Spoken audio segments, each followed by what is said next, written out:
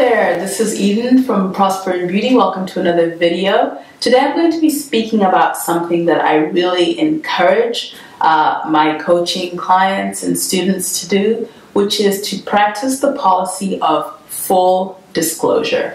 So what is full disclosure?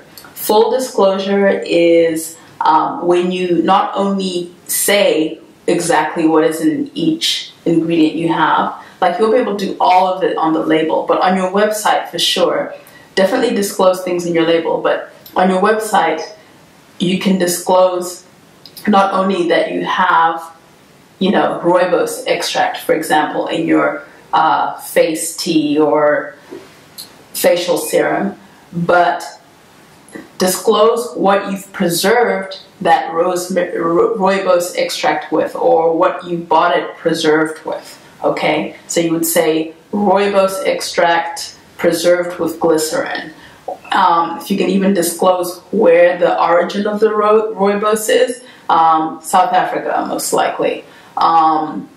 Green tea from, I don't know, from China or from Kenya, or, you know, just so people know exactly what you're doing and that you've really put your heart and soul into this, and that you're being careful and you're giving them the opportunity to make an informed decision about whether this is good enough for them, because not only is it going on their skin, which is something very intimate, right? It's an anointing, but it's also going to go in their bloodstream because the skin is porous. So within seconds, whatever we put on our skin shows up in our bloodstream. So people are becoming more conscious about what they slather on their bodies, what they put on their children, what they use to wash their hair, all of that.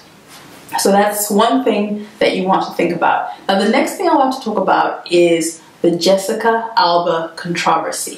Okay, so Jessica Alba has an amazing company with a lot of integrity called The Honest Company, and I've used their products in the past, and I still use some of their products from time to time.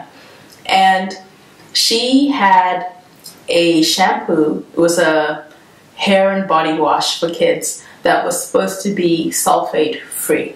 Okay, so as far as she knew, it was sulfate free, but it turns out that it was made from ingredients that do contain a small amount of sulfates in them.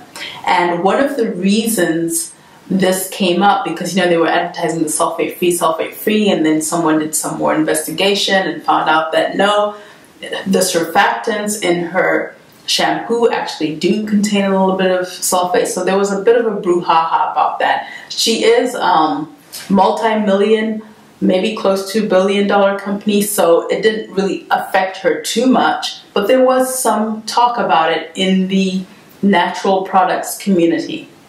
Now, I fully respect and believe in the integrity of her company, and I think that they've earned a reputation, a good reputation, and they deserve it. So I don't think that this was something that she could have done intentionally. However, this is something that full disclosure would have prevented, because it would have made sure that the company did their homework fully and released on their website every single thing. So in the process of doing that and investigating the ingredients that they were putting in, it would have come up that this had traces of sulfates in it, and they would have just chosen a different formula. I think she's probably since reformulated. So no controversy there.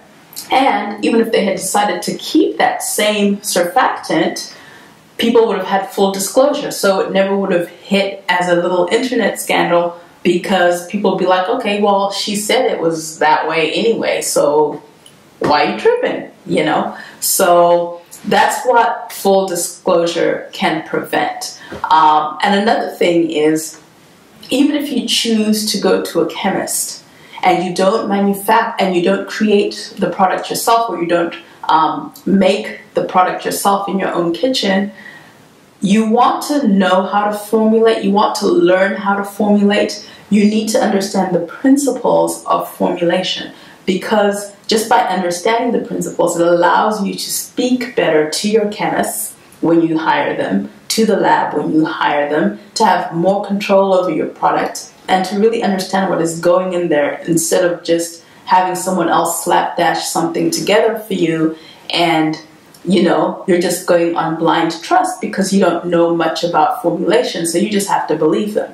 No, you don't. You can learn enough to know how to navigate that process with a certain amount of authority and retaining control over your own vision, your products, because at the end of the day, that's your name. That's your name on it. So you really want to have full integrity with that. So that's full disclosure for you. I encourage you to practice it.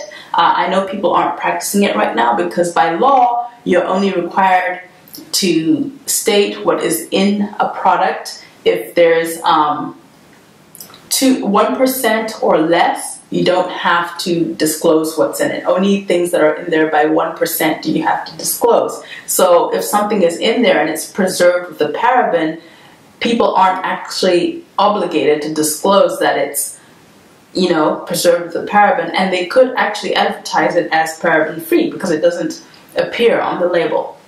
So full disclosure prevents any of that doubt.